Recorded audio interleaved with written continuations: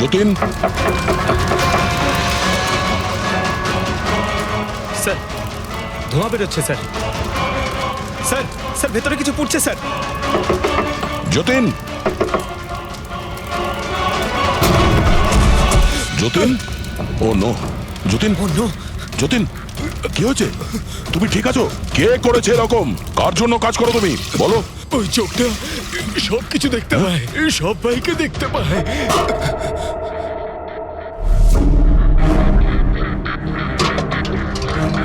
কি? যতীন, যতীন, যতীন, ও, ওই চোখটা সবকিছু দেখতে পায়।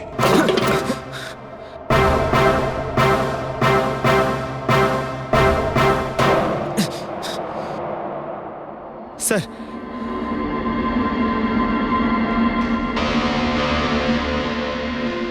স্যার হয়তো হার্ড ডিস্ক থেকে কিছু জানা যেতে পারে। বস, মেক্রি ডেনথোনিং নামের বিষের জন্য এ মারা গেছে। মেক্রিডেন্থোনিন? আরে এটা তো সেই বিষটা না যেটা কারো শরীরে প্রবেশ করার মাত্র 5 মিনিটের মধ্যে লোকটা মারা যায়। হ্যাঁ স্যার, খুবই মারাত্মক বিষ। আর এই বিষটা খুবই গোপনভাবে লুকিয়ে রাখা হয়েছিল এর এই আংটিটার মধ্যে। বস, এইটাতে, এই আংটিতে লুকিয়ে রাখা হয়েছিল। এই দেখো,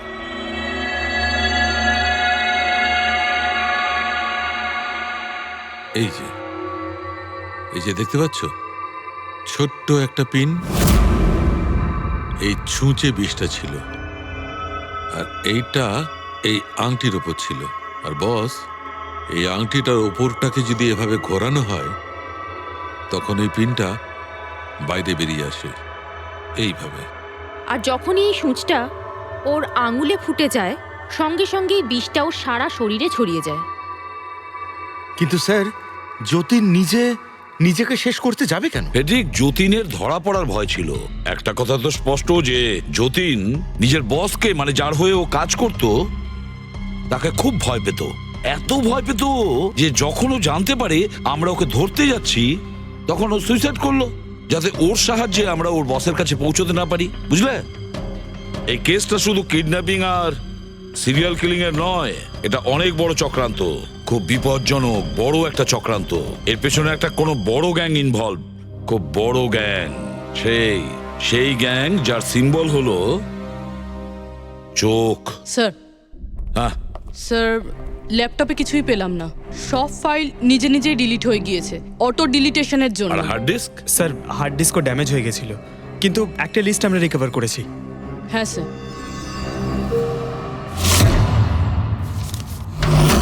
আরে এতে 100-রও বেশি নাম রয়েছে। স্যার স্নেহালের সঙ্গে আরও যারা উধাও হয়েছিল সবার নাম ওই লিস্টে আছে, কিন্তু স্যার কারোর তো কোনো রোগ নেই। নিশ্চয়ই এই লিস্ট যতীন ওই জেডি ল্যাব থেকে চুরি করে ওর বসকে দিয়ে দিয়েছে। কিন্তু কে হতে পারে এই লিস্টের মধ্যে যার মৃত্যুর নাম্বার এসে গেছে? কে হতে পারে? একটা কাজ করো, এই লিস্টে যতজন আছে, যতজনের নাম আছে, প্রত্যেককে ফোন করো, সতর্ক করো তাদের, ওদেরকে জানাও যে ওদের প্রাণের ঝুঁকি আছে।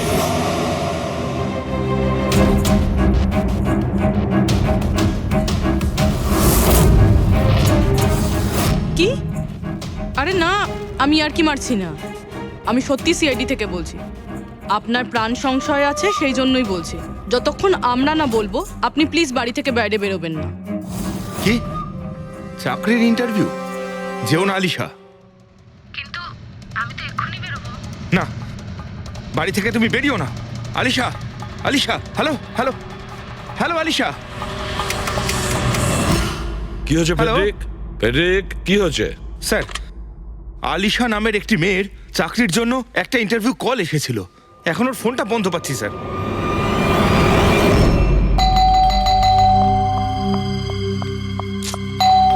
ওহো, এখন আবার কে এলো?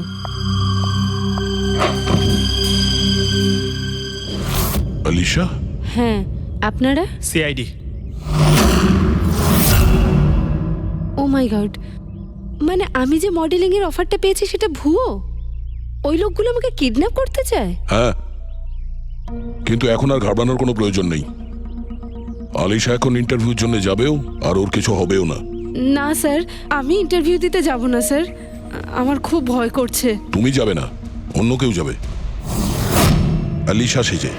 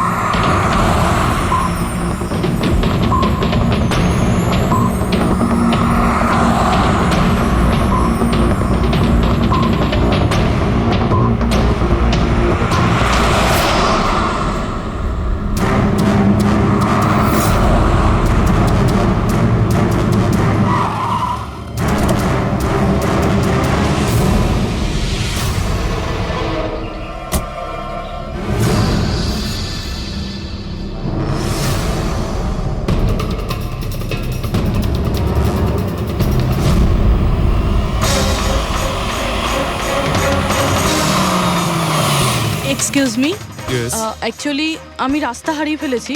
ওই জিপিএস এ কিছু প্রবলেম হয়েছে, তো একটু হেল্প করতে পারবেন? আপনি কোথায় যেতে চান ম্যাডাম? আমার এই সামনেই, আমি এখনই বলছি।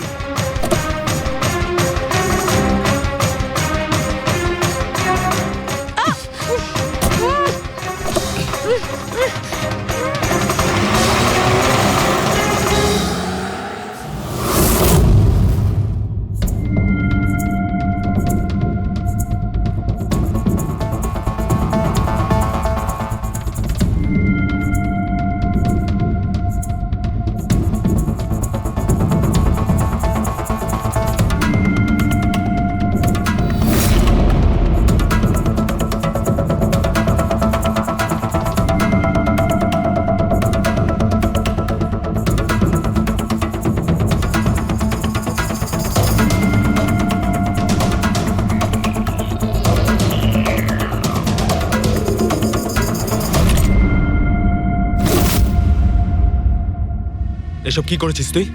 আলিশার বদলে অন্য একজনকে তুলে নিয়ে এসেছিস। আরে ভাই, এতে আমি কি করব? গাড়িটাও আলিশার ছিল আর মোবাইলটাও আলিশারই ছিল। তাহলে আলিশার ব্লাড গ্রুপটা কোথায়? তোকে তো এবার বসই দেখতে।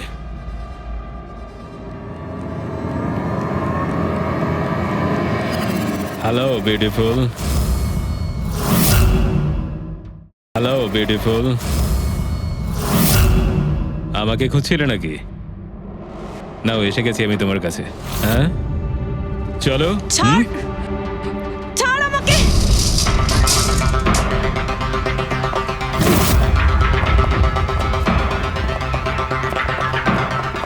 পালানোর চেষ্টা, বিউটি উইথ ব্রেনস।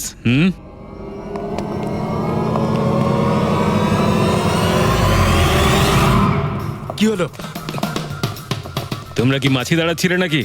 ভাগ্যিস আমি সময় মতো এসে গেছিলাম। তল্লাশি নাও এর ভালো করে।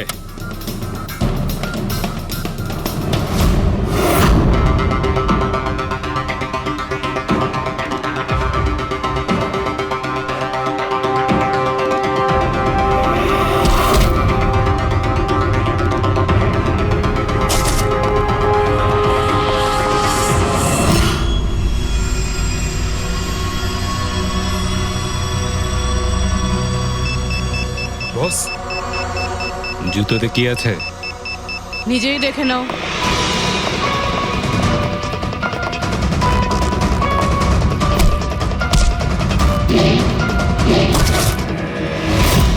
পা থেকে খোলো। খোল। কত টাইম লাগাস রে তোরা? হ্যাঁ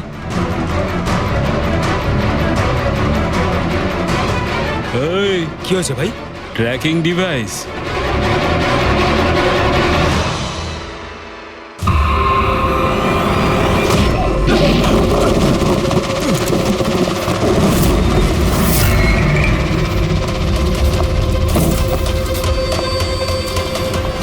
তোরা ঠিক করে চেক করিসনি নাকি? আর তুই হিরোইন, কে রে তুই? তোদের কাল। আচ্ছা, সিআইডি। ও পালাও।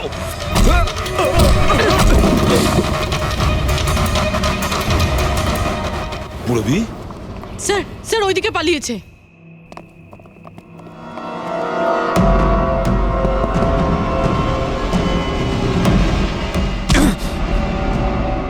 স্নেহাল, এসো তাড়াতাড়ি বেরো। কেউ আছে? বেরিয়ে এসো, তাড়াতাড়ি এসো। আসুন, বাইরে আসুন, আসুন তাড়াতাড়ি। এইদিকে, সামলে সামলে।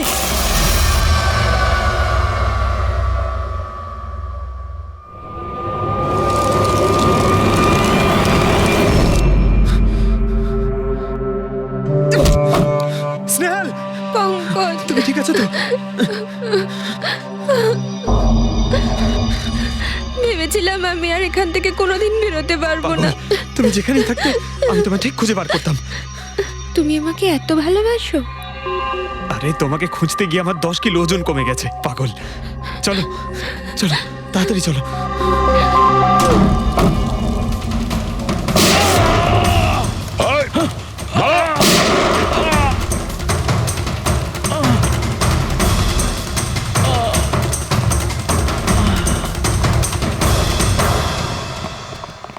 এত সহজে তোকে মরতে দেবো না।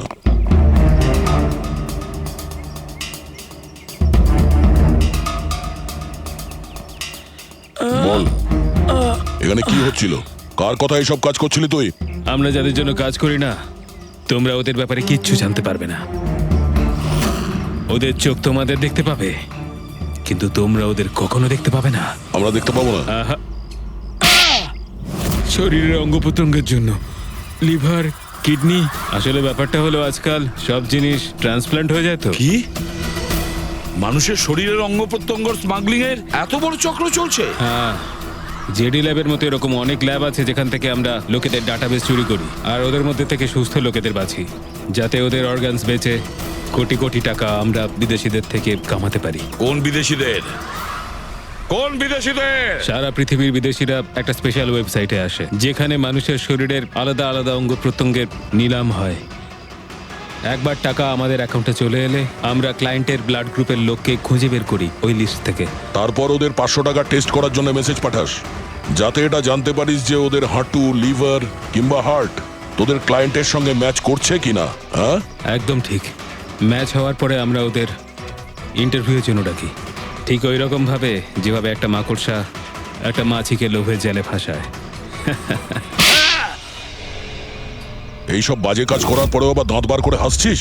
নিজের কাজের জন্য একটুও লজ্জা বা অনুতাপ হচ্ছে না তোর? হাসি তো আমার তোমাদেরকে দেখে পাচ্ছে সিআইডি। আমাকে ধরে তোমাদের কি মনে হচ্ছে তোমরা বিরাট বড় তীর মেরে দিয়েছো? আমাদের মতো কোনো অর্গান গ্যাংকে ধরা মানে হলো ঠিক যেন সমুদ্র থেকে এক মগ জল তোলা। আচ্ছা, আগে এটা বল, আগে বল তোর বাবাকে। মারো আমাকে, আমিও এটাই চাই যে তুমি আমাকে মেরে ফেলো, কেননা আমি জ্যান্ত ধরা পড়েছি জানতে পারলে না?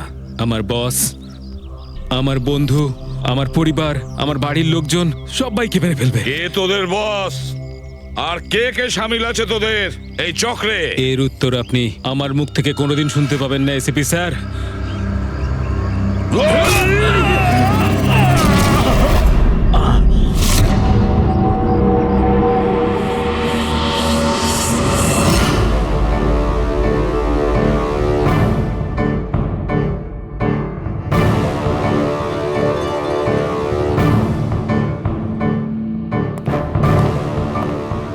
বস, একটা খারাপ খবর আছে। আমাদের অর্গান গ্যাংয়ের চোখ সিআইডির লোকেরা বন্ধ করে দিয়েছে। কিন্তু রণবীরকে দিয়ে সিআইডি কিছু বলাতে পারার আগেই ও আত্মহত্যা করে নিয়েছে। সিআইডির লোক আমার 1000 চোখের মধ্যে একটা চোখ বন্ধ করলে কি আর হবে? একটা চোখ যদি ওরা বন্ধ করে তার বদলে আমরা 100টা চোখ খুলব। এবার তো জমবে আমাদের খেলা।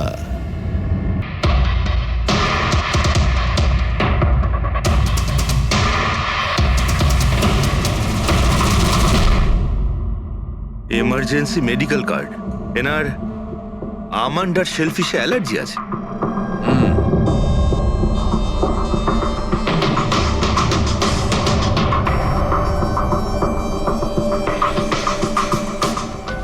স্যার কেকটাও পুরো খাওয়া হয়নি। এই দেখুন, মনে হচ্ছে কেক কাটার কিছুক্ষণের মধ্যেই এরা সবাই মারা গিয়েছেন।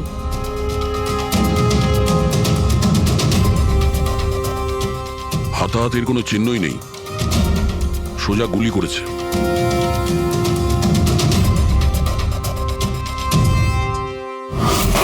এইভাবেই গুলি চালিয়েছে।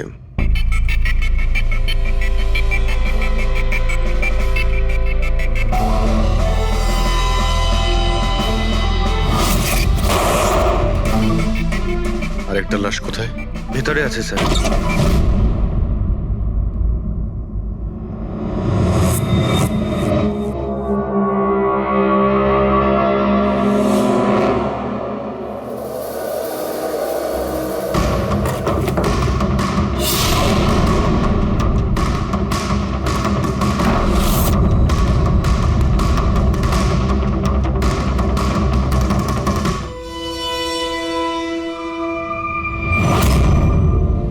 গান কেস, কিন্তু এ তো পুরো খালি।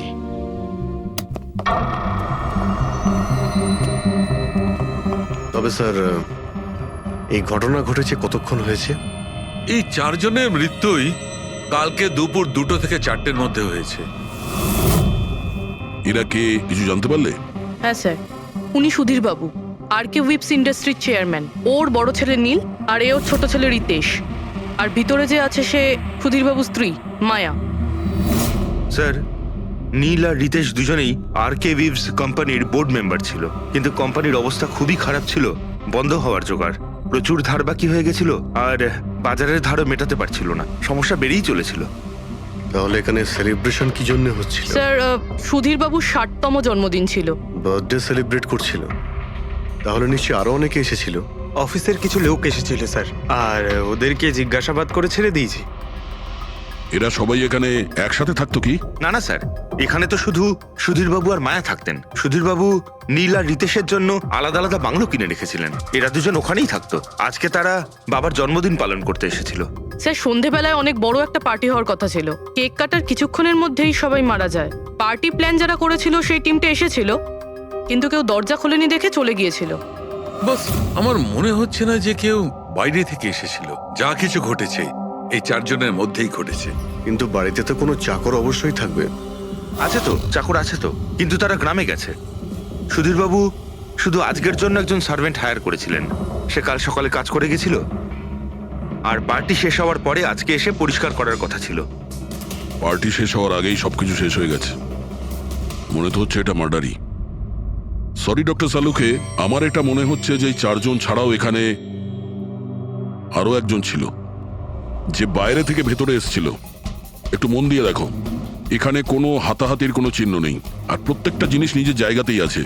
এটা মনে হচ্ছে যে কেউ কেকের মধ্যে কিছু মিশিয়ে দিয়েছিল, যেটা খেয়ে এরা 4 জনই অজ্ঞান হয়ে গেছিল। তারপরে ওই 5 নম্বর লোকটা বাড়ির মধ্যে ঢুকলো, এসে সবাইকে গুলি করে দিল। এটা বস 100% মার্ডার। মার্ডার আর সুইসাইডও। আচ্ছা, তোমরা তো নিশ্চিতভাবে কি করে বলছো? স্যার, এই দেখুন, বাকি 3টে লাশের কাছে স্ট্রাগলের কোনো চিহ্ন মাত্র নেই, শুধুমাত্র সুধীর বাবু ছাড়া। এনার পা ভাঁজ হয়ে রয়েছে, অনেকটা ব্লাডও বেরিয়েছে। আমার মনে হয় যখন ওনার গুলি লাগে তখন উনি বেঁচে ছিলেন। যদি উনিও কেক খেয়ে বাকিদের মতো অজ্ঞান হয়ে থাকতেন, তাহলে ওদের মতোই পড়ে থাকতেন। ইনি প্রথমে 3 জনকে গুলি করেন আর তারপর সুইসাইড করেন, এরকম মনে হচ্ছে। যদি এটাই হয়তো, তাহলে যে বন্দুক দিয়ে গুলি করা হয়েছিল সেটা কোথায়? সেটা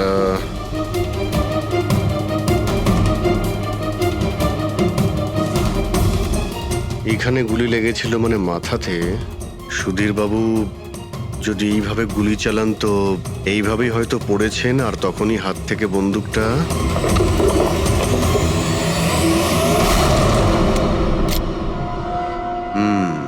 এই হলো বন্দুক। স্যার, এই দেখুন, রিতেশের ফোনটা পেলাম। স্যার, ও কেক কাটার কিছুক্ষণ পরেই নিজের সোশ্যাল পেজে এই সেলফিটা পোস্ট করেছে। বলছিলাম না, এখানে পঞ্চম ব্যক্তি থাকতেই পারে না। কিন্তু বুঝতে পারছি না কেন, আমার এখনো সন্দেহ আছে। দেখুন, সন্দেহ করা তো আমাদের কাজ। একটা কাজ করে যতগুলো এভিডেন্স আছে, যতগুলো জিনিস আছে, সব বিউরোতে নিয়ে যাই, দেখি এসিপি স্যার কি বলেন।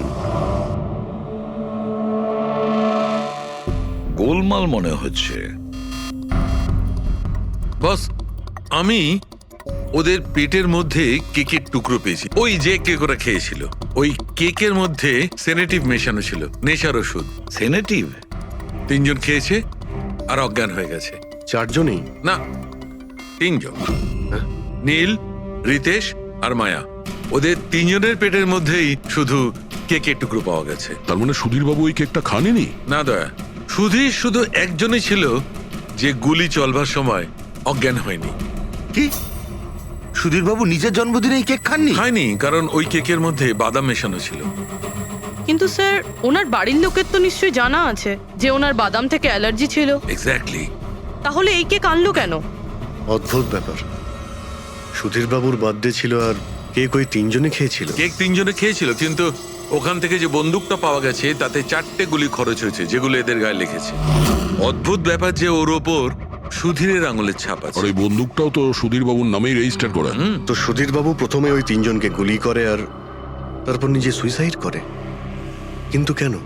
ঝামেলা এড়ানোর জন্য। ব্যবসা ডুবে যাচ্ছে, ধার দেনা বেড়ে যাচ্ছে, এই জন্য নিজের সঙ্গে পুরো ফ্যামিলিটাকেই মেরে ফেলে। আর কি কারণ হতে পারে? হ্যাঁ স্যার, তাই তো মনে হচ্ছে। সুধীর বাবু ইচ্ছে করেই ওই বাদামওয়ালা কেক নিয়ে এসেছিল যাতে ওনাকে না খেতে হয়, আর উনি সেনেটিভ মিশিয়ে ওই কেকটা সবাইকে খাইয়ে দেন। আর অজ্ঞান হওয়ার পরে তাদের মেরে ফেলে নিজেও আত্মহত্যা করেন। রবি, ওই রিতেশ যেটা ফটো আপলোড করেছিল না নেটে, সেটা একটু খোলো তো। কটার সময় তুলেছিল এই ফটোটা? স্যার 2:05 আর আপলোড করেছিল? স্যার 2:07। সালুকে একটা কথা বলো, কেক খাওয়ার কতক্ষণ পরে ওরা অজ্ঞান হয়েছিল?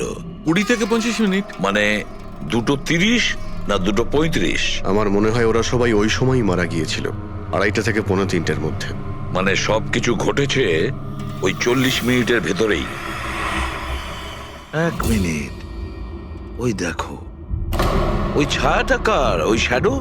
এই 4 জন তো এখানে দাঁড়িয়েছিল, তাহলে ছায়া ওখানে গেল কি করে? সেটা ওখানে গিয়েই দেখতে হবে। এই শ্যাডোটা কার ছিল? 2:04। পর্দার পজিশন একদম ঠিক আছে তো? একদম স্যার। পজিশন নিয়ে নি। রেডি? 2:05 ইয়া। আরে এখানে তো কোনো ছায়া দেখতে পাচ্ছি না। তাহলে ওখানে ছায়া কোথা থেকে এলো?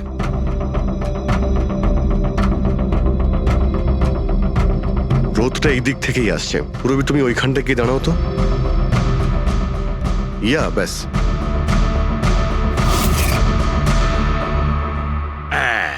এইখানে ছায়াটা দেখা যাচ্ছে, ঠিক যেমনটা ওখানে ছিল, সেম টু সেম।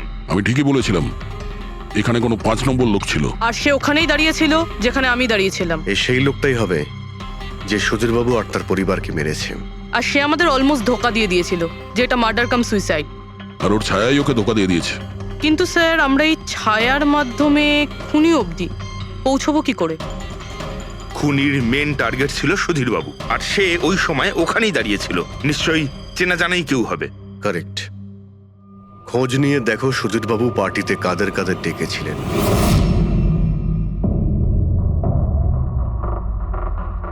স্যার, আমি পড়ি। তুমি সুধীরের এক্সিকিউটিভ অ্যাসিস্ট্যান্ট? হ্যাঁ স্যার, আমি Jahnavi. Marketing head. Yes sir. হ্যাঁ স্যার, আমি জগন্নাথ, আমি কোম্পানির লয়ার। আর সুধীর বাবুর পার্সোনাল লয়ারও। আগে হ্যাঁ, কিন্তু আপনারা আমার কাছে কি জানতে চাইছেন? সুধীর বাবুর কোম্পানিতে প্রায় 300 লোক কাজ করতেন, কিন্তু উনি পার্টিতে শুধু আপনাদের 3 জনকেই ডাকলেন।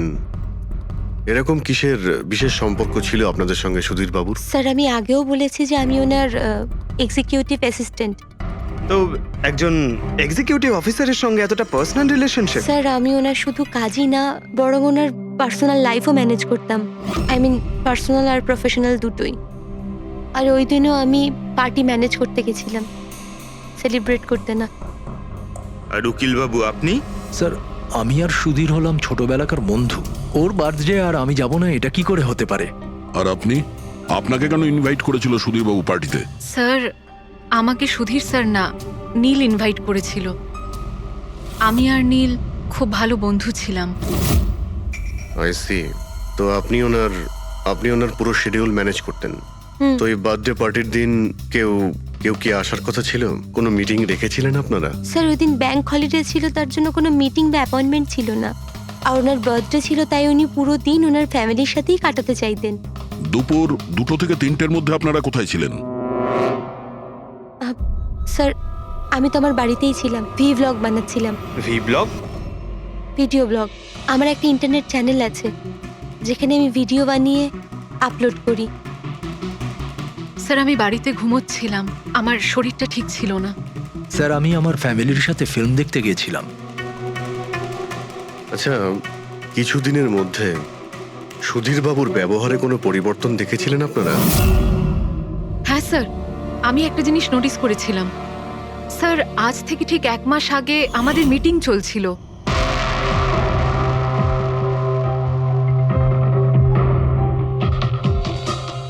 স্যার কি ব্যাপার, ভেতরে এসো। ঠিক আছে, তুমি যাও।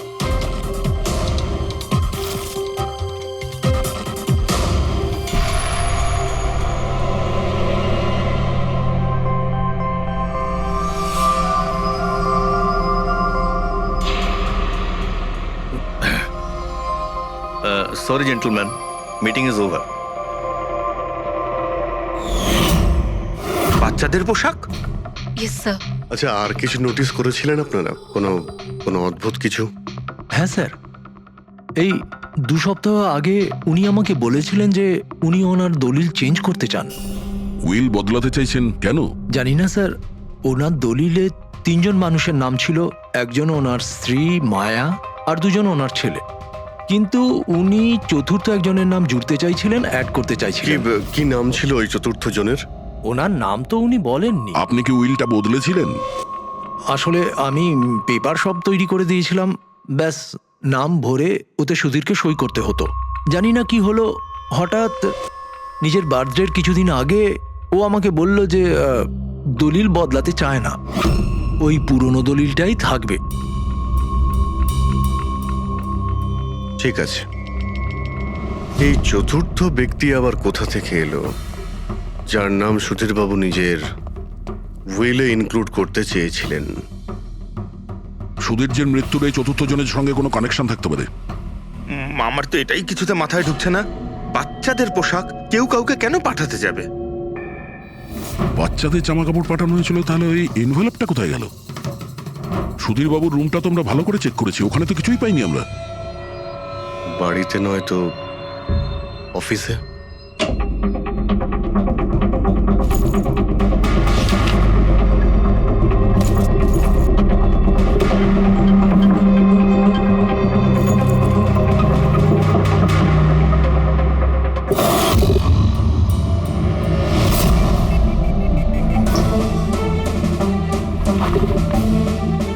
পেয়ে গেছি।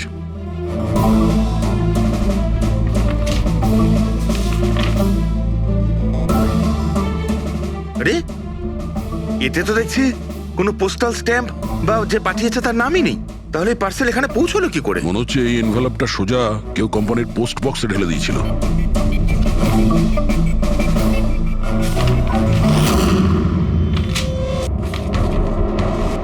এই এনভেলপটা ডক্টর সালুকের কাছে পাঠিয়ে দিই, উনি হয়তো কিছু পেতে পারেন। ঠিক আছে। আচ্ছা, এই জাহ্নবী বলছিল যে এই পার্সেলটা দেখে মিস্টার সুধীর একদম চমকে গিয়েছিলেন। হতে পারে কোনো পুরনো স্মৃতি জেগে উঠেছিল। আর তারপর উনি কাউকে কলও করেছিলেন হয়তো। আগের মাসের কল ডিটেলস সুধীরবাবুরটা দেখি এই এনভেলপ পাওয়ার পরে সুধীরবাবু সবার আগে কাকে ফোন করেছিলেন? সুধীরের ফোন এসেছিল অনেক বছর বাদে। কি কথা হয়েছিল আপনাদের দুজনের? খুব রেগেছিল যে আমি ওকে কেন এনভেলপটা পাঠিয়েছিলাম, কিন্তু আমি তো ওকে এনভেলপ পাঠাইনি। কিন্তু কোনো কারণ তো ছিল যাতে সুধীর বাবু আপনাকে সন্দেহ করেন। হ্যাঁ নিশ্চয়ই, ওই এনভেলপে বাচ্চার জামা ছিল। ওর মনে হয়েছিল ওটা সেই জামাটাই যেটা আমি আর সুধীর আমাদের সন্তানের জন্য কিনেছিলাম। আমাদের বাচ্চার জন্য? আমার আর সুধীরের সন্তান। 30 বছর আগে আমি RK ওয়েবস কোম্পানিতে অ্যাকাউন্ট ডিপার্টমেন্টে কাজ করতাম। সুধীরের বাবা সেটার মালিক ছিল। ওখানেই সুধীর আর আমার সম্পর্ক হয়েছিল। আর কিছু বোঝার আগেই আমি বুঝতে পারি যে আমি সুধীরের সন্তানের মা হতে চলেছি।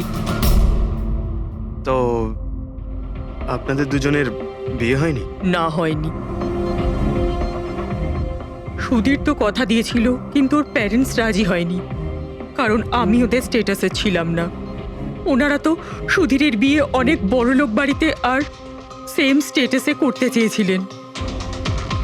তারপরে ওর প্যারেন্টস আর ফ্যামিলি খুব চেষ্টা করেছিল ওকে, আমাকে, এমনকি আমার ফ্যামিলিকেও বোঝানোর জন্য যে আমি বাচ্চাটাকে নষ্ট করে দিই। আমিও ঠিক করেছিলাম যে যাই হয়ে যাক আমি আমার সন্তানকে জন্ম দেবই। 15ই মার্চ 1990 সালে আমার সন্তান এই পৃথিবীতে এসেছিল, কিন্তু সেই রাতেই ও মারা গিয়েছিল। যে বাচ্চাটাকে কোলে নিয়ে আদর করছিলাম, ছোট ছোট জামা কাপড় পরাচ্ছিলাম, কিচ্ছু করতে পারিনি আমি। আমি ভেবেছিলাম যে এরকম সময় তো সুধীর আমার পাশে থাকবে, আমাকে সাপোর্ট করবে, কিন্তু ও তো এর আগেই আমার সাথে কথা বলাটাও বন্ধ করে দিয়েছিল। আর ওই মাসেই ও মায়াকে বিয়েও করেছিল। তো সেই জন্যই আপনি আজ অব্দি বিয়ে করেননি আর এখানে একাই থাকেন? হ্যাঁ। সুধীরবাবু আপনার সঙ্গে যা যা করেছেন তার জন্য খুব কষ্ট হয়েছে আপনার, হয়তো খুব ঘেন্না করতেন ওকে। আমার থেকে বেশি ঘেন্নাও কে আর কেই বা করতে পারে। উনি আপনাকে আপনার অধিকার দেয়নি, আপনি সম্পত্তিতে ভাগ চাইলেন, আর যখন সম্পত্তি উনি আপনাকে দিলেন না তখন আপনি রেগে গেলেন আর মেরে দিলেন ওকে। আমি ওকে মারিনি, আর আমি ওকে কেন মারবো? আমি তো চেয়েছিলাম যে ও বেঁচে থাকুক আর সারা জীবন কষ্ট পাক। যেদিন সুধীরবাবু মারা যান সেদিন দুপুরবেলা আপনি কোথায় ছিলেন? আমি বাড়িতেই ছিলাম। আপনার কাছে কোনো উইটনেস বা প্রমাণ আছে? কোনো প্রমাণ নেই। হ্যালো, হ্যাঁ স্যার। ওকে স্যার, হ্যাঁ এখানেই আছেন, আমি বলে দিচ্ছি। হ্যাঁ, ইয়েস স্যার। স্যার সালুঙ্কি স্যার ফরেন্সিকে ডাকছেন তাড়াতাড়ি, বলছিলেন যে কিছু দেখাতে চান। ওকে। শুনলে তো বিশ্বাসই করতে পারবে না বস। ওই এনভেলপটাকে যখন আমি ভালো করে পরীক্ষা করলাম তাতে কোনো ফিঙ্গারপ্রিন্ট তো পাইনি, কিন্তু ওই এনভেলপ থেকে আমি ডিএনএ এর জন্য স্যাম্পল পেয়ে গেছি। যে ওই চিঠিটা পাঠিয়েছে সে মনে হয় মুখ দিয়ে থুতুর সাহায্যে ওটাকে সেঁটে দিয়েছে। আর এইভাবে ওই এনভেলপ থেকে আমি স্যালাইভা স্যাম্পল পেয়ে গেছি, যার থেকে ডিএনএ টেস্ট করতে পারবো। কিন্তু ডক্টর, ডিএনএ টেস্টিং এতে তো 4 থেকে 6 সপ্তাহ লাগবে। হ্যাঁ, আর আমি 5 দিনের জন্য যাচ্ছি দিল্লি এক কনফারেন্সে, কিন্তু তার আগে আমি কিছু প্রাইমারি টেস্ট করিয়ে নিয়েছি। তো স্যার আপনি এই টেস্ট থেকে কি পেলেন? এই টেস্ট থেকে আমি জানতে পেরেছি যে এটা যার ডিএনএ হোক না কেন তার ডিএনএ সুধীরবাবুর ডিএনএ এর সঙ্গে ম্যাচ করছে। কি? তার মানে এই যে, তার মানে হচ্ছে এইটা যে এই চিঠিটা পাঠিয়েছে সেটা সুধীরবাবুর কোনো রক্তের সম্পর্কের লোক। তার মানে সুধীরেরই নিজের কেউ সুধীরকে ব্ল্যাকমেল করছে, কিন্তু কে কে হতে পারে? স্যার অদিতির পেটে যে বাচ্চাটা ছিল সেটা তো মরা অবস্থায় জন্মেছিল। হ্যাঁ, আর রইল বাকি সুধীরবাবুর 2 ছেলে নীল আর রিতেশ। ওরা দুজন আবার সুধীরবাবু আর অদিতির গোপন রহস্যটা জেনে ফেলেনি তো?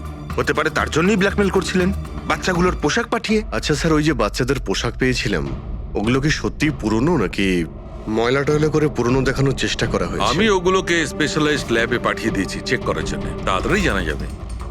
আচ্ছা পুরবি সুধীরবাবুর ছেলের ব্যাপারে কি জানতে পেরেছো? কি করতো? স্যার 1 বছর আগে সুধীরবাবু নিজের কোম্পানিতে নিজের ছেলেদেরকেই বোর্ড মেম্বার বানিয়েছিলেন, আর তারপর থেকেই কোম্পানি লসে যেতে শুরু করলো। ওরা কোম্পানির টাকা নিয়ে নিজেরাই নয়ছয় করতো, দামি দামি গাড়ি, প্রচুর শখ মেটাতো, সবকিছু করতো শুধু কাজ বাদ দিয়ে। কিন্তু স্যার সুধীরবাবু তার ছেলেদের খুব ভালোবাসতেন, দুজনের জন্য আলাদা আলাদা বাংলো। আচ্ছা এটা নয় তো যে ওদের দুজনের মধ্যেই কেউ ওই এনভেলপটা লেটার বক্সে ফেলেছিল? কিন্তু একটা কথা কিছুতেই মাথায় ঢুকছে না, এই ব্ল্যাকমেলিং কেন? আরে ভাই, টাকার জন্য। কোম্পানি ডুবে যাচ্ছিল। কারেক্ট। কোম্পানি কাঙাল হওয়ার আগে যা কিছু গুছিয়ে নিতে পারো গুছিয়ে নাও। যদি সুধীরবাবুর 2 ছেলে তাদের বাবাকে টাকার জন্য ব্ল্যাকমেল করে থাকে তাহলে নিশ্চয়ই ওনার ব্যাংকের অ্যাকাউন্টে নিশ্চয়ই টাকা এসে থাকবে, খুব বড় রকমের ফিগার। একটা কাজ করো, এই দুজনের পার্সোনাল অ্যাকাউন্ট, কোম্পানি অ্যাকাউন্ট সব চেক করো, দেখো কোনো বড় অ্যামাউন্ট এসেছিল কিনা। স্যার স্যার কিছু পেয়েছি স্যার। আরকে ভিপস ইন্ডাস্ট্রি থেকে কোটি টাকা ট্রান্সফার হয়েছে স্যার। কার অ্যাকাউন্টে ট্রান্সফার হয়েছে? এক মিনিট দেখছি। এগুলো রিতেশ আর নীলের অ্যাকাউন্টই হবে? না স্যার, প্রাইভেট অ্যাকাউন্ট রেচেলের নামে। কোন টাকা? আপনারা কি নিয়ে কথা বলছেন? আমি কিচ্ছু জানি না। কোন টাকা? সেই টাকাটা যেটা আরকে ভিপস এর অ্যাকাউন্ট থেকে তোমার অ্যাকাউন্টে ট্রান্সফার হয়েছে। এবার কিছু মনে পড়েছে? ওটা তো আমার স্যালারি। আমি ওখানে কাজ করতাম। স্যালারি? 11 কোটি স্যালারি? হ্যাঁ, তাও আবার 2 সপ্তাহের। ওই হিসাবে তো তোমার মান্থলি স্যালারি 22 কোটি টাকা হবে। কি কাজ কি করো তুমি? ব্ল্যাকমেলিং এর কাজ। তুমি আর রিতেশ দুজন মিলে সুধীর বাবুকে ব্ল্যাকমেল করছিলে। দেখো রিচেল, আমরা খুব ভালো করেই জানি যে তুমি আরকে কোম্পানিতে একদিনের জন্যও কাজ করনি। এবার পরিষ্কার করে সত্যিটা বলবে নাকি? রিতেশ কিন্তু আর নেই, তাই যত শাস্তি সব তোমাকেই কিন্তু পেতে হবে। ব্ল্যাকমেলিং আর এক্সটর্শনের শাস্তি জানো তুমি? আমি কাউকে ব্ল্যাকমেল করিনি। তাহলে সুধীর বাবু কি তোমাকে 11 কোটি টাকা এমনিই দান করে দিলেন? সুধীর আঙ্কেল তো ওই টাকা ট্রান্সফারই করেননি। তাহলে কে করেছিল?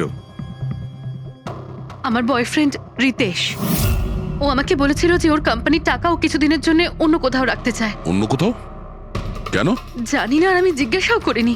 তুমি রিতেশকে জিজ্ঞাসা করনি, আর যখন রিতেশ মারা গেল তখন পুলিশকেও বলনি। আমি ভেবেছিলাম যে রিতেশ তো আর বেঁচে নেই, তাই তাই টাকাগুলো আমি রেখে দিই। কেউ কি করে জানতে পারবে? কিন্তু সুধীর বাবুর ফ্যামিলিকে মারতে পারে কারা? পরি তো ভিডিও বানাচ্ছিল, আর জাহ্নবী অসুস্থ ছিল, আর জগন্নাথ নিজের ফ্যামিলির সঙ্গে ফিল্ম দেখছিল। কিন্তু অদিতির ব্যাপারে আমি কিছুই বুঝতে পারছি না। কিন্তু কে হতে পারে যে সুধীর বাবুকে এনভেলপ পাঠায়, ওই প্যাকেটটা পাঠায়? সে কে? ওর নামটা সুধীর বাবু উইলে লিখতে চেয়েছিলেন, কিন্তু লেখেননি। সে কে?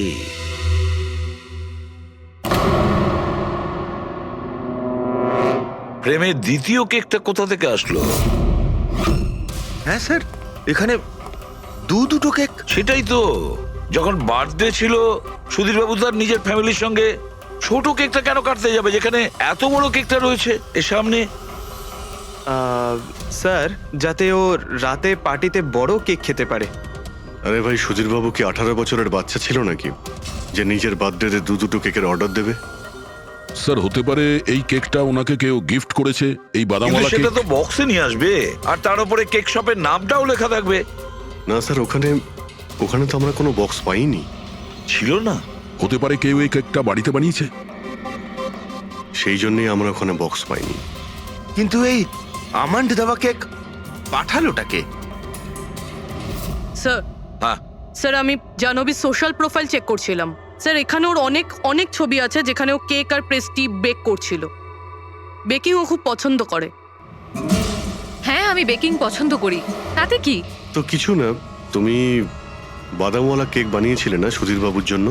আমি যখন জানি যে ওনার বাদামে অ্যালার্জি, তাহলে আমি ওনার জন্য বাদাম কেক কেন বানাবো? কারণ তুমি চাইছিলে যে উনি কেকটা না খান, যদি খেতে অজ্ঞান হয়ে যেত না।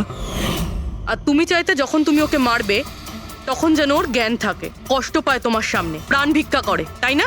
আরে আমি সুধীর আঙ্কেলকে কেন মারবো? তুমি কেকের মধ্যে সেনেটিভ মেশাওনি রিতেশ, নীল আর মায়াকে মারার জন্য? আপনারা এইসব কি বলছেন বলুন তো? ব্যাস ব্যাস, অনেক হয়েছে। তুমি বলেছিলে না যে ওই দিন তুমি অসুস্থ ছিলে আর বাড়িতেই ছিলে? কোথাও তুমি যাওনি। তুমি পার্টিতে কিভাবে গিয়েছিলে কিনা পার্টিতে? আমি সত্যি 2-3টে পর্যন্ত ঘুমিয়েছিলাম। তারপর ঘুম থেকে ওঠার পর আমার মনে হলো যে আমি একটু বেটার ফিল করছি, আর তাই আমি পার্টিতে চলে যাই। এতে আমার কি অন্যায়? তুমি যদি রাত 2টা থেকে 3টে অবধি সত্যিই ঘুমিয়েছিলে, তাহলে 2:30টার সময় যখন সুধীর বাবু মারা যান তখন তোমার মোবাইল ওনার ঘরের সামনে গেল কি করে? দেখো জাহ্নবী, মিথ্যে বলে কোনো লাভ নেই। আমরা তোমার মোবাইলের রেকর্ড চেক করে দেখেছি। যে সময় সুধীর বাবু মারা যান সেই সময় তোমার ফোনের লোকেশন ওনার বাড়ির কাছেই ছিল। এবার সত্যি বলবে নাকি আরো টাইম ওয়েস্ট করতে চাও? আমি আর নীল একে অপরকে ভালোবাসতাম। আমরা ভেবেছিলাম যে নীলের বাবার বার্থডে আমাদের কাছে একটা ভালো সুযোগ ছিল ওনাকে আমাদের ব্যাপারটা বলার। আর সেই জন্যই আমি ওখানে যাই। ওখানে গিয়ে নীলকে অনেকবার কল করি।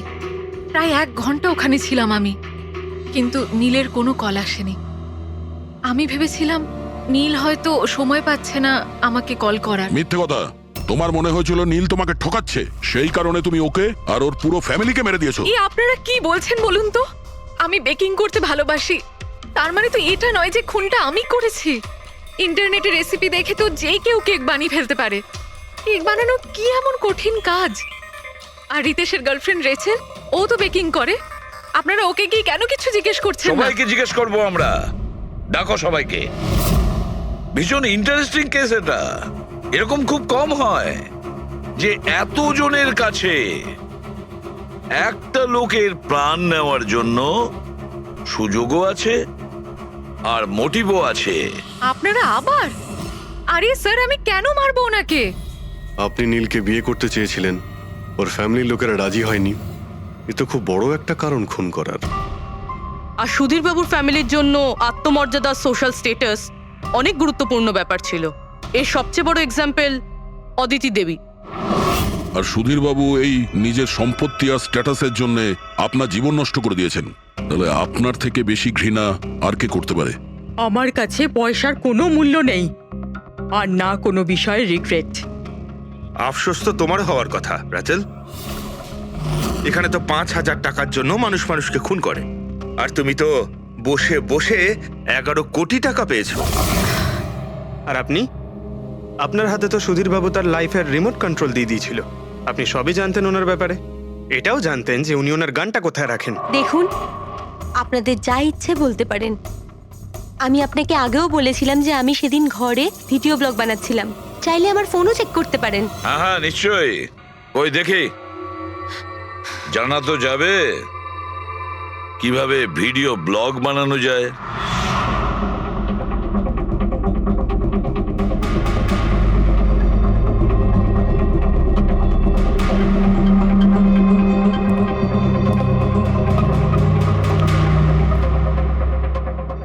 স্যার, এখন আপনি বিশ্বাস করেছেন তো যে সেদিন আমি নিজের ঘরে DIY ভিডিও বানাচ্ছিলাম? DIY তার মানে? Do it yourself. স্যার, আমি প্রত্যেকদিন নিজের ইন্টারনেট চ্যানেলে মানুষদের দৈনন্দিন কাজের ইজি পদ্ধতি দেখাই। Do it yourself. স্যার, হ্যাঁ, নিউজ পেপারটা দেখুন, ডেটটা ওই একই।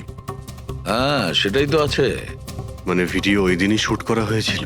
স্যার, হ্যাঁ পুরবি। স্যার আমি মেমোরি কার্ডের ডেট আর টাইম চেক করেছি। এই ভিডিওটা ওই দিনই তৈরি করেছিল, 2টো থেকে 4টের মধ্যে। আচ্ছা, আর স্যার, ওরির মোবাইল লোকেশন ক্রস চেক করেছিলাম আমরা, তাতে দেখলাম ও সেদিন বাড়িতেই ছিল। পুরবি একটা কাজ করো, এই 4 জন লেডিসকে আলাদা ঘরে বসাও। স্যার, হুম, চলো।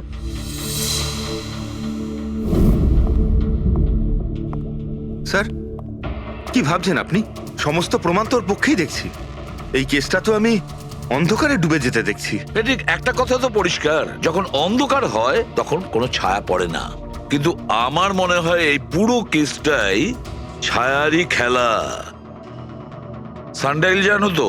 সানডাইল এই জিনিসটা আসলে সূর্যের আলো কোন দিকে যায় সেই অনুযায়ী টাইমটা দেখায়। হ্যাঁ, সানডাইল এমন একটা জিনিস যেটা থেকে আমরা আকাশের সূর্যের পজিশনটা বুঝতে পারি, যেটা থেকে আমরা সময়টা আন্দাজ করতে পারি। এবার দেখো, আমাদের পৃথিবী ঘুরতে থাকে আর সেই জন্য সূর্যের অ্যাঙ্গেলটাও বদলে যায়, যেটার কারণে সানডাইলে ছায়ার পজিশনটা বদলাতে থাকে। এটা তো মাথায় ঢুকে গেছে স্যার, কিন্তু এটার এই কেসটার সাথে কি সম্পর্ক বলুন এর তো? সঙ্গে সম্পর্ক আছে ফেডরিক। পরি, এই পুরো প্রমাণগুলোই আমরা পরির কাছ থেকে কালেক্ট করেছি। পরি সে এমন একজন কেউ পুরো এভিডেন্স গুলো ম্যানিপুলেট করতে পারে, মেমোরি কার্ডের ডেটটাও চেঞ্জ করতে পারে, পুরো এভিডেন্সেস কন্ট্রোল করতে পারে। কিন্তু সূর্যকে কন্ট্রোল পরি করতে পারে না। ভুলে যেও না যে সূর্য কোনো সময়ই ভুল সময় সে দেয় না।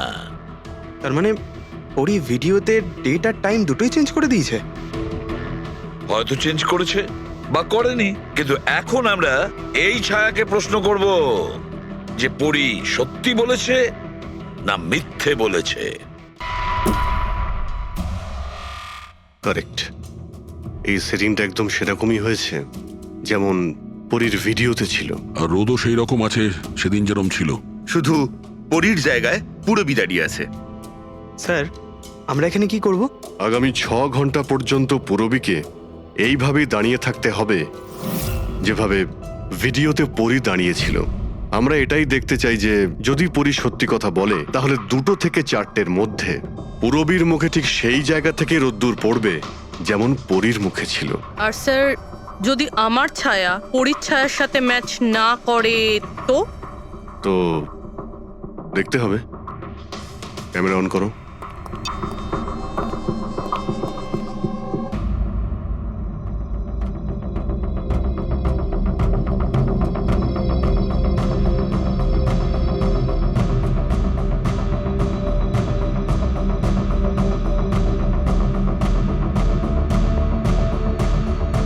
চলো, গুড।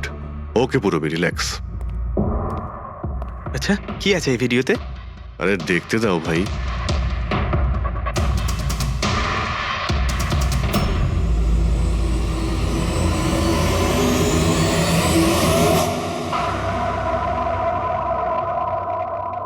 তো সকাল 11টা থেকে 1টার মধ্যে তুমি ওই ভিডিওটা রেকর্ড করেছিলে। আর তুমি খুব চালাকির সাথে ভিডিও ডেট আর টাইম চেঞ্জ করে দিয়েছো। মেমোরি কার্ডের ডেট আর টাইম বদলে দিয়েছিলে, নিজের মোবাইল ফোনটা বাড়িতে রেখে দিয়েছিলে যাতে আমরা ওখানকার লোকেশন পাই। তুমি কি মনে করেছিলে এসব করার ফলে আমরা বোকা হয়ে যাব? হ্যাঁ, না তুমি আমাদেরকে বোকা বানাতে পারলে, না আকাশে ওঠা সূর্যকে। তোমার ভিডিওতে রোডের ডিরেকশন দেখে স্পষ্টই বোঝা যাচ্ছে ওই ভিডিওটা 11টা থেকে 1টার মধ্যে শুট করা হয়েছে। চেষ্টাটা ভালোই করেছিলেন, কিন্তু রিসার্চ ওয়ার্কটা একটু দরকার ছিল। পরি, তোমার ব্যাপারে আমরা সব কিছু জেনে গেছি।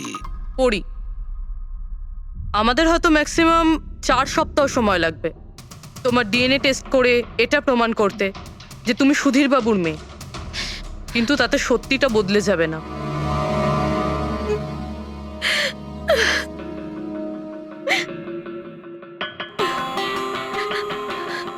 আমি ওনাকে মারতে চাইতাম না, একদমই মারতে চাইতাম না ওনাকে। আমি তো শুধু এইটুকু চাইতাম যে উনি আমাকে স্বীকার করুক। ছোট থেকে এখনো অবধি আমি অনাথ আশ্রমে বড় হয়েছি, তার জন্য একটা ফ্যামিলি চাইতাম আমি। তুমি সুধীর বাবুর ব্যাপারে জানতে পারলে কিভাবে? ওই আমার ছোটবেলার জামা কাপড়ের জন্য।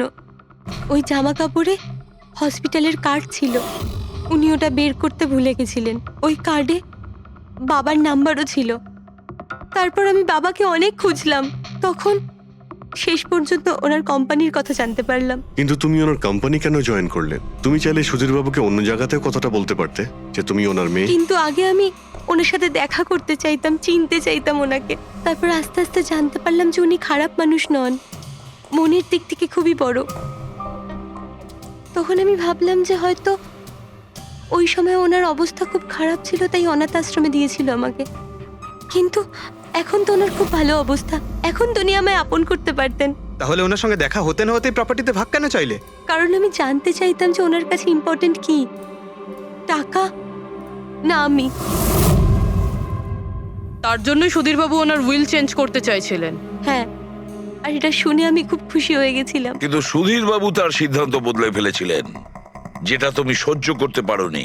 স্যার, ও সব ওনার ওয়াইফ আর ওনার মেয়ের জন্য হয়েছিল। ওরা এটা সহ্যই করতে পারছিল না যে বাবা আমার নাম উইলে অ্যাড করছিল। অর্থাৎ আরও একবার সুধীর বাবু আপনাকে মেনে নিতে অস্বীকার করলেন। হ্যাঁ, আর এইবারও ঠিক ফ্যামিলির জন্যই। উনি একদম বদলাননি, উনি একদম ঠিক আগের মতোই ছিলেন। সেলফিশ, সুবিধাবাদী, দায়িত্বজ্ঞানহীন। সহজভাবে নিজের ভাগটা পাননি বলে ওনাকে ব্ল্যাকমেল করতে শুরু করে দিলেন। না, আমি যখন ওনাকে প্রথম এনভেলপ পাঠিয়েছিলাম তখন আমার এরকম উদ্দেশ্য ছিল না। আর না আমি এতটাই বোকা যে এনভেলপ নিজের মুখ দিয়ে সিল করব। আমি তো এটাই ভাবতাম যে অ্যাটলিস্ট উনি আমাকে নিজের ফ্যামিলিতে ইনক্লুড করুক, আমার নিজেরও একটা ফ্যামিলি হোক। আর তার জন্যই আমি বাবার জন্মদিনের দিন নেশাযুক্ত ওষুধ দিয়ে বাদামের কেক নিয়ে ওনার বাড়িতে গেছিলাম। Happy birthday to you.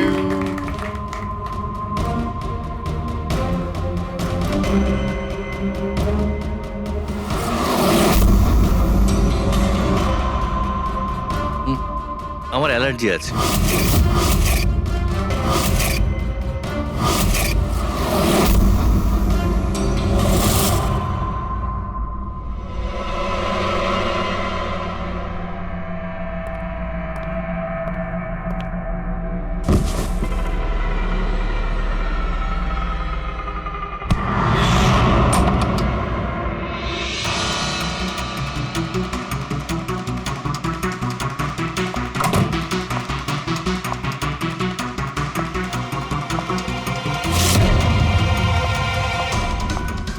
বাবা,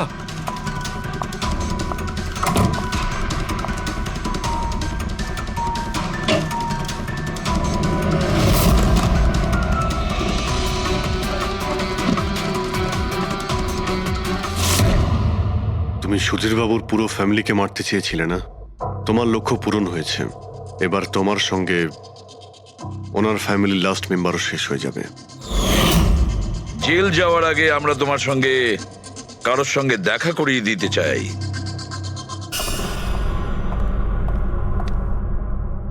ইনি অদিতি দেবী, তোমার মা। মা, আপনাকে মিথ্যে বলা হয়েছিল যে আপনার সন্তান মৃত জন্ম নিয়েছিল।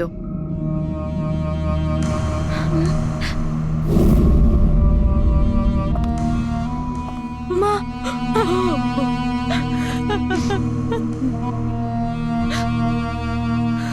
ওর এই সুধীর বাবু আর তার ফ্যামিলিকে শেষ করে দিয়েছে।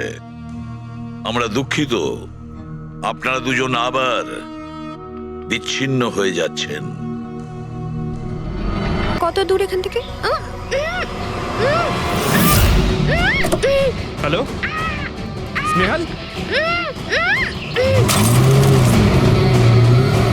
Hello sir. কি হয়েছে পঙ্কজ? স্নেহাল,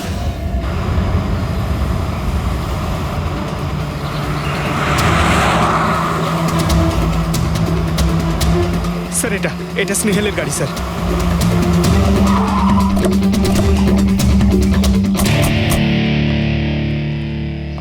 আপনারা?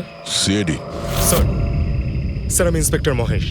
সামনে থানাতেই আমার পোস্টিং রয়েছে। কিছু জানা গেছে? তেমন কিছু জানতে পারিনি স্যার, কিন্তু গাড়ির সামনে থেকে এই ভাঙা মোবাইলটা পড়েছিল, পেয়েছি স্যার।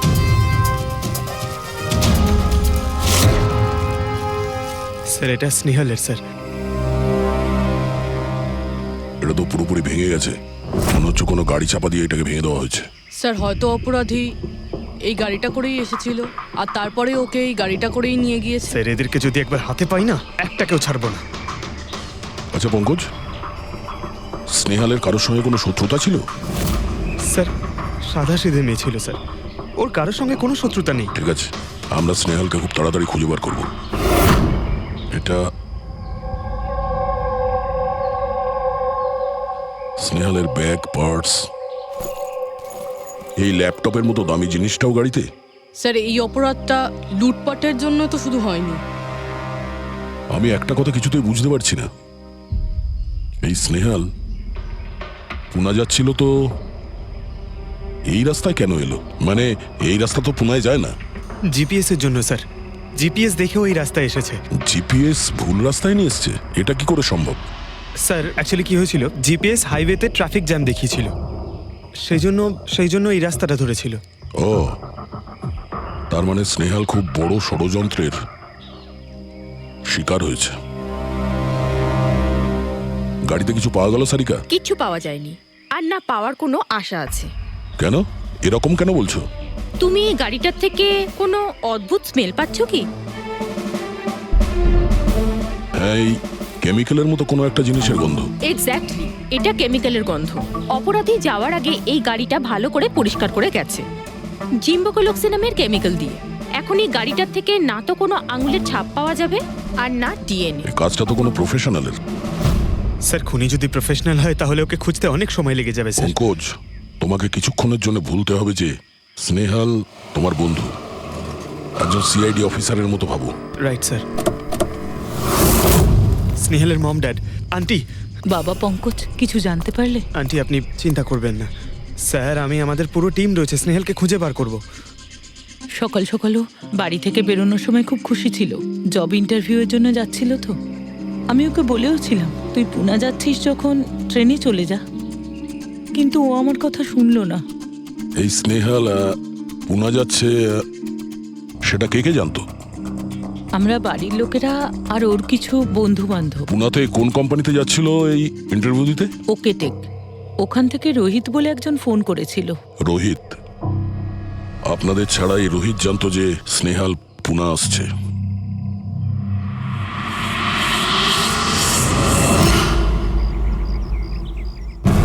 এই ইনফরমেশনটা পেয়ে গেলে স্যার আমরা অনেকটা এগিয়ে যাব।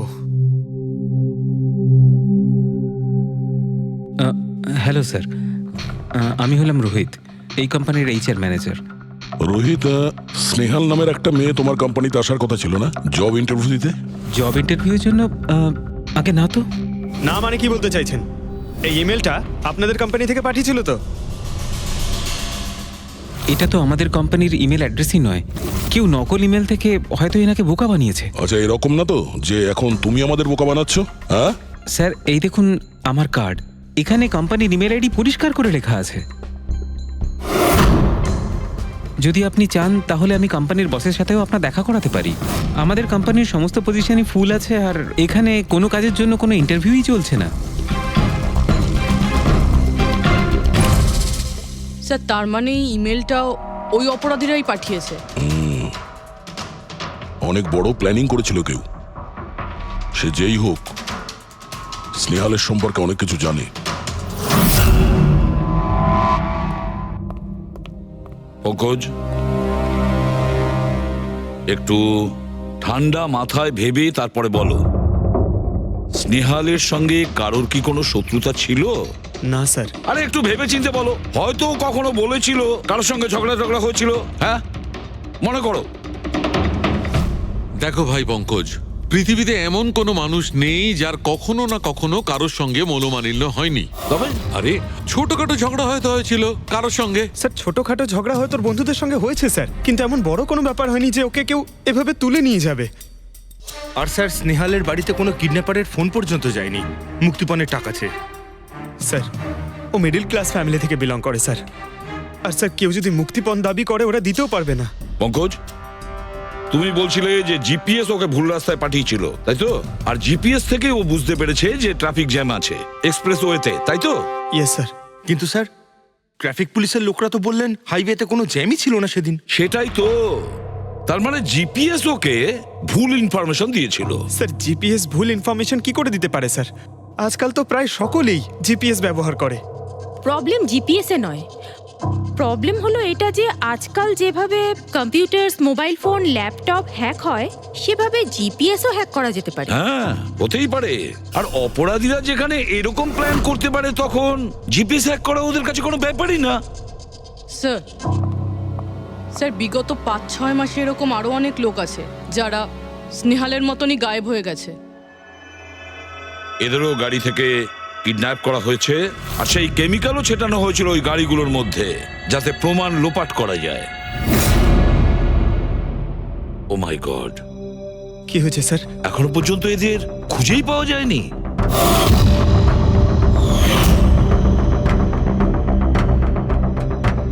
পঙ্কজ, এভাবে ভয় পাবে না, বুঝেছ? স্নেহালকে আমরা খুঁজে বের করবই, ওর কোনো ক্ষতি হতে দেব না, ভয় পেও না। রবি, দেখো তো ক্রাইম ব্রাঞ্চের ইন্সপেক্টর সমীর, উনি এই কেসটা হ্যান্ডেল করছে, ওনাকে বিরতি রাখো। স্যার, এই নিখোঁজ ব্যক্তিগুলো সব একই রকম ভাবে নিখোঁজ হয়েছে। প্রথমে ওনাদের চাকরি কিংবা ফ্রি গিফটের লোভ দেখিয়ে ডাকা হয়েছে, তারপরে জিপিএস হ্যাক করে গাড়িতে তুলে নিয়ে যাওয়া হয়েছে, তারপর কেমিক্যাল ঢালা হয়েছে যাতে প্রমাণ সব নিশ্চিহ্ন হয়ে যায়। সমীর, সেসব আমরা জেনেই গেছি, যদি নতুন তথ্য কিছু পাওয়া গিয়ে থাকে বা নতুন কিছু যেটা দিয়ে আমরা অপরাধীর কাছে পৌঁছতে পারি। স্যার গত মাসে এরকম নতুন কিছু একটা পেয়েছিলাম। স্যার দাঁড়ান, এখানেই দাঁড়ান স্যার।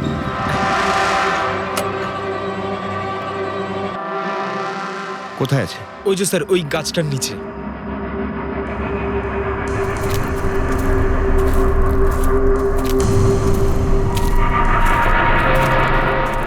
কি হলো, চলো। না স্যার, আপনি যান। আরে ঘাবড়াচ্ছ কেন? আমি আছি তো তোমার সঙ্গে, এসো। না স্যার, আমার ভয় লাগে ভীষণ। আচ্ছা, জায়গাটা কোথায়? ওই যে স্যার, ওইখানে গাছটার নিচে। দাও, আমাকে দাও।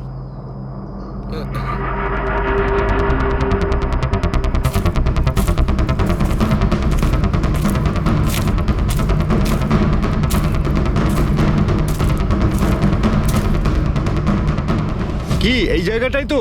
হ্যাঁ স্যার।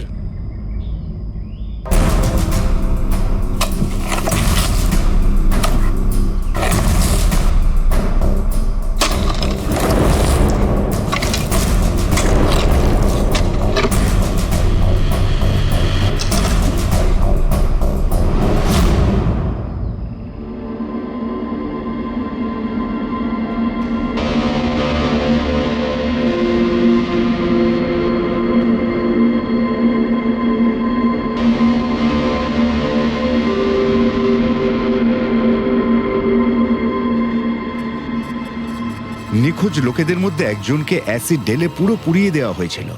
আপনি এটা কি করে জানলেন যে যে মারা গেছে সে এদের মধ্যে কেউ একজন? অন্য কেউ তো হতে পারে।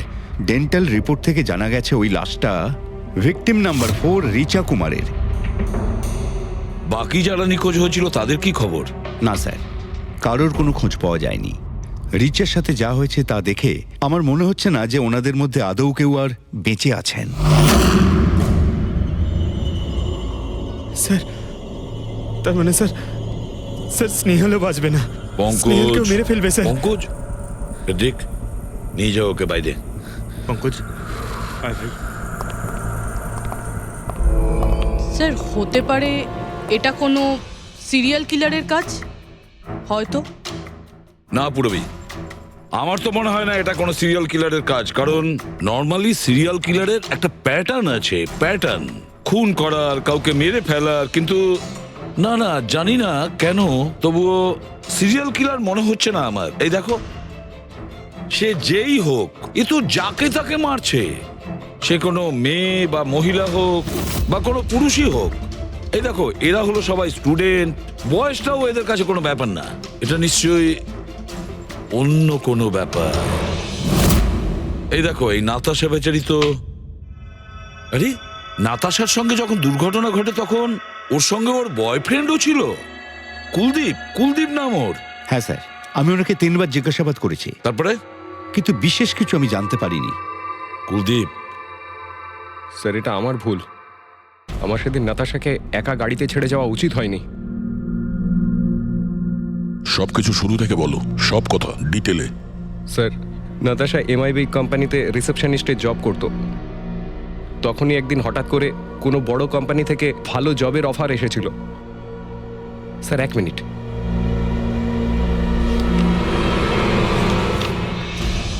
স্যার, আগের চাকরিতে নাতাশার স্যালারি কত ছিল? স্যার 20,000 টাকা। আর এই চাকরিতে 1 লক্ষ টাকা স্যালারি দেওয়া হচ্ছে। তোমার খুব অদ্ভুত মনে হয়নি যে হঠাৎ কেউ এত বড় চাকরি কেন দেবে? স্যার অদ্ভুত তো লেগেছিল স্যার, কিন্তু আমরা তখন ভেবেছিলাম যে এটাই হয়তো ভাগ্যের খেলা। আর আমি আমার গাড়ি নিয়ে নাতাশাকে ইন্টারভিউতে পৌঁছে দিতে চলে গেলাম। এ কোন পথে চলেছি আমরা দুজনে একসাথে গাড়িতে। আরে থামো থামো কুলদীপ, আমি তোমাকে কতবার বলেছি বলো তো, তুমি গান গেও না।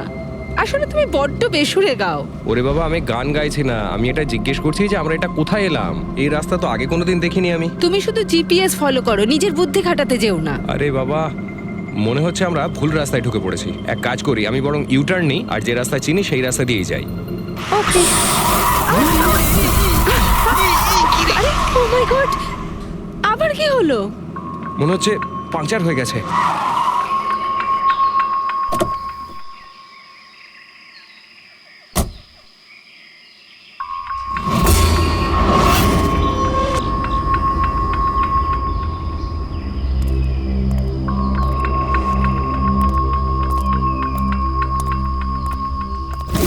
নো, দেখো দুটো টায়ারই পাংচার হয়ে গেছে, একটা হলে তো পাল্টানো যেত। তাহলে এবার কি করব? এখানে ট্যাক্সি অটো কিছুই তো পাওয়া যাবে না। দাদা দাদা দাদা, এক মিনিট। এখানে আশেপাশে কত মেকানিক পাওয়া যাবে? হ্যাঁ আছে তো, 2 কিলোমিটার সামনেই আছে। কি হয়েছে, পাঞ্চার হয়ে গেছে নাকি? হ্যাঁ দাদা, আমাকে একটু ছেড়ে দেবেন? ছেড়ে দিতে পারি, কিন্তু 50 টাকা আরে লাগবে। 100 টাকা নিয়ে নেবেন, চলুন। আরে কুলদীপ, তুমি আমাকে এখানে একা রেখে যাচ্ছ? আমি যাবো আর আসবো, ঠিক আছে? আমার তোমার সাথে আসাই উচিত হয়নি। লাভ ইউ সোনা। 10 মিনিট তুমি ভেতরে বসো, বাইরে বেরোবে না, আমি যাবো আর আসবো। চলো চলো। ও আমাকে বলেও ছিল যে আমি ওকে যেন একলা ছেড়ে না যাই। যদি আমি ওর কথাটা শুনতাম গো।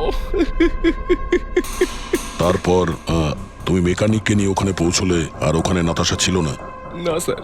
স্যার, ওই বাইকের লোকটা এদের সঙ্গে মিলে আছে। হতে পারে। তুমি ওই বাইকওয়ালাকে দেখেছো? কিছু মনে আছে? না স্যার, ও তো হেলমেট পরেছিল।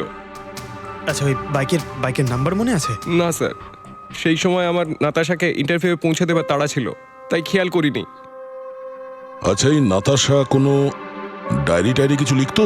আমি বলতে চাইছি যে সারাদিন কি করেছে, কিংবা মিটিং শিডিউলস। ডায়েরি তো নেই, কিন্তু হ্যাঁ ল্যাপটপ আছে, যাতে ও নিজের জরুরি বিষয়গুলো লিখে রাখতো। দেখান। একটু খোলো এটাকে। পাসওয়ার্ড 20/04/1987। এটা নাতাশা? আগে হ্যাঁ স্যার। এই দুর্ঘটনা ঘটেছিল 6 মার্চ।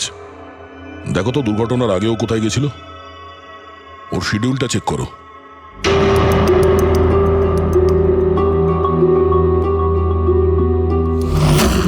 স্যার 3 মার্চ ও জেডি ল্যাব গিয়েছিল ব্লাড টেস্ট করাতে। হ্যাঁ তো স্যার 1 সপ্তাহ আগে স্নেহালও ওখানে গিয়েছিল জেডি ল্যাবে। কি বোরিং ফিল্ম দেখালে তুমি আমাকে, জানো মাথা ধরে গেল। হ্যাঁ, ফিল্মটা একদম বোরিং ছিল না। আরে কি বোরিং ফিল্ম ছিল। আমার খুব খিদে পেয়েছে, চলো ওখানে কি কিছু খেয়ে নি।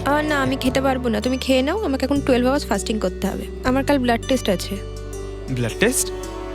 তোমার কি হয়েছে? Relax, it's just a blood test, normal routine checkup. আরে বাবা, তুমি তো ভয় দেখিয়ে দিয়েছিলে আমায়।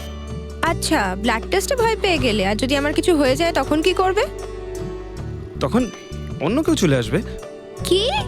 অন্য কেউ? হ্যাঁ, অন্য কেউ? আরে মেরো না, সাহস হলো কি করে? আমাকে মেরো না তুমি, এখানে আমার একটা সম্মান আছে। I love you, I love you, I love you. আরে তোমার কিছু হতেই দেব না। স্যার, হ্যাঁ, যা সন্দেহ করেছিলাম তাই হলো। সব ভিকটিমই গায়েব হয়ে যাওয়ার ঠিক আগে ব্লাড টেস্ট করিয়েছিল ওই জেডি ল্যাব থেকে। জেডি ল্যাব থেকে? ঠিক আছে, একটা সূত্র তো পাওয়া গেল। আর স্যার, যাদের বাছা হয়েছিল তাদের কাছে একটা বিশেষ ইমেল এসেছিল টেস্টের কয়েকদিন আগে। কিরকম ইমেল? স্যার, ওই ইমেলে এটা লেখা ছিল যে ওরা পুরো টেস্টটাই 500 টাকায় করতে পারবে। স্যার এরকম ইমেল তো স্নেহালের কাছেও এসেছিল। কি? 500 টাকায় তো আজকাল একটা টেস্ট করানোও সম্ভব নয়। বস একটু দেখি কি কি আছে। হ্যাঁ, দেখো একবার।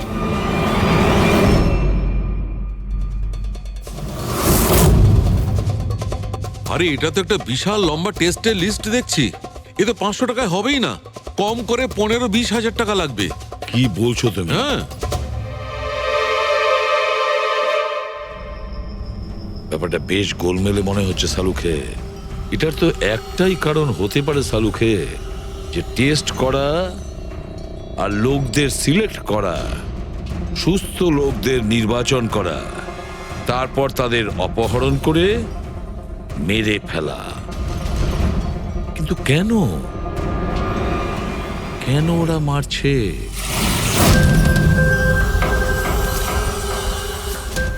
স্যার আপনাদের নিশ্চয়ই কোনো ভুল হচ্ছে। 500 টাকাতে এতগুলো রিপোর্ট করা সম্ভবই নয়। এটা তো আমরাও বলছি। এতগুলো টেস্ট 500 টাকা কি করে হয়? এই ল্যাব এত দয়ালু কি করে হয়ে গেল যে এত কম টাকায় এতগুলো টেস্ট করছে? স্যার আমরা এরকম কোনো মেল পাঠাইনি। আচ্ছা, ওসব ছাড়ো, ঠিকঠাক বলবে নাকি আরো কিছু পদ্ধতি অবলম্বন করতে হবে আমাদের? 1 মিনিট স্যার, আপনি এভাবে মিথ্যে অভিযোগ দিয়ে আমাদের ভয় দেখাতে পারেন না। আপনি যাদের নাম বলছেন তারা তো আমাদের ল্যাবে আসেইনি। এই দেখুন, এটা হলো আমাদের আমরা জানি যে ওরা এখানে আসেনি। ওদের বাড়ির লোক বলেছে যে এই ল্যাব থেকে হোম টেকনিশিয়ান গিয়েছিল ওদের বাড়িতে ব্লাড স্যাম্পল নেওয়ার জন্য। ডাকো সবাইকে।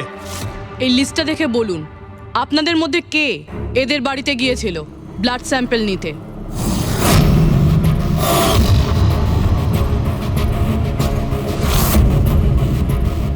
আমি যাইনি স্যার। আমি যাইনি স্যার। আমিও যাইনি স্যার। কেউ যায়নি? তাহলে ব্লাড স্যাম্পল নিজে থেকেই ওদের ঘর থেকে উড়ে এখানে চলে এলো? হ্যাঁ, এই ফিস করাটা বন্ধ করুন, জোরে বলুন, নাকি সিআইডি ব্যুরোতে গিয়ে কথা বলবো? স্যার অ্যাকচুয়ালি আপনারা ঠিকই বলেছেন, আমরা ভিকটিমদের বাড়ি যাইনি, বরং ওরা এখানে এসেছিলেন টেস্ট করাতে। কিন্তু সেই দিন নয় যেদিন আপনি বলছেন। এই দেখুন, কয়েক মাস আগে এসেছিলেন ব্লাড টেস্ট করাতে, ওইসব রিপোর্টস করাতে নয়। অর্ধেক সত্য তো তুমি বলে দিয়েছো, এবার পুরোটাই বলে দাও। কি করেছো তোমরা এদের সাথে? বলছি তো আমরা কিচ্ছু করিনি। নিশ্চয়ই কেউ আমাদের নাম নিয়ে নকল ইমেল পাঠিয়েছে। কিন্তু ওই নকল ইমেল পাঠানো লোকেরা কি করে জানলো যে তোমার ল্যাবে কোন কোন পেশেন্ট এসছে ব্লাড টেস্ট করানোর জন্য? তার মানে কেউ তো আছে এই ল্যাবে যে ওই অপরাধীদের এই ডিটেল দিচ্ছিল। কে? আচ্ছা একটা কথা বলুন, যতগুলো লোক নিখোঁজ হয়েছে তাদের সবার যে ব্লাড রিপোর্ট এসছে তার কোনো কমন ব্যাপার আছে? কোনো কমন একই রকম রোগ কিংবা ব্লাড গ্রুপ এক? না স্যার, কিছুই কমন ছিল না। সবার ব্লাড গ্রুপ একদম আলাদা আলাদা ছিল, কোনো অসুখও ছিল না। মানে সবার রিপোর্টই ঠিক ছিল? পুরবী, পঙ্কজ, এদের সবাইকে গাড়িতে বসাও, ব্যুরো নিয়ে চলো এদের। কিন্তু আমি তো কিছুই করিনি স্যার। আমি একদম সত্যি বলছি স্যার, আমি সম্পূর্ণ নিরপরাধ। স্যার আমিও তো কিছু করিনি।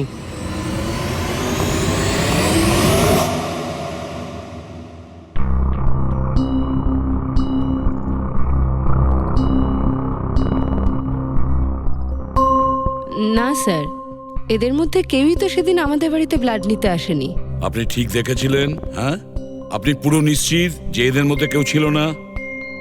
না স্যার, কেননা ওই লোকটা টুপি পরেছিল।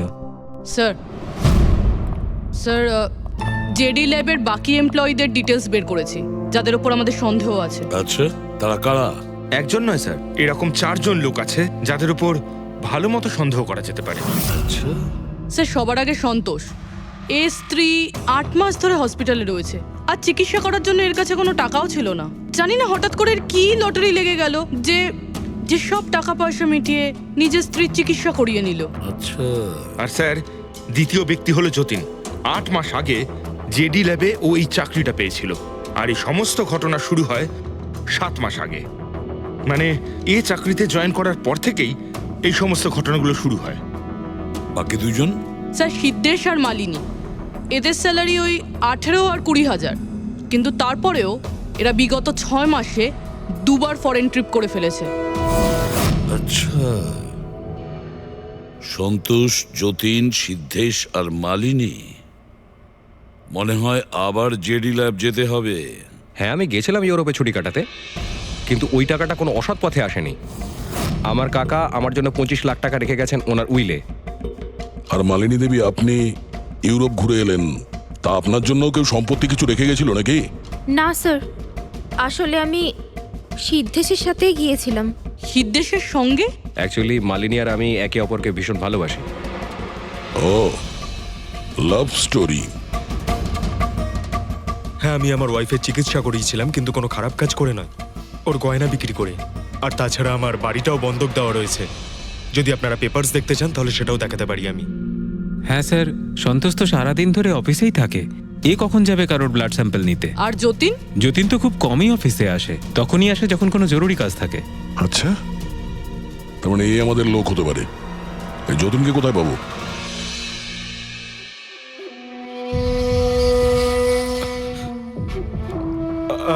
আমি কথা দিচ্ছি স্যার, কাউকে কিচ্ছু বলবো না, আমি কিচ্ছু বলবো না কাউকে।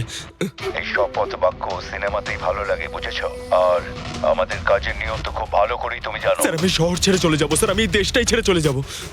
ওরা আমাকে কোনোদিনও খুঁজে পাবে না sir. Sir please sir. Jatin, নিজের আর আমাদের সময় একদম নষ্ট করো না।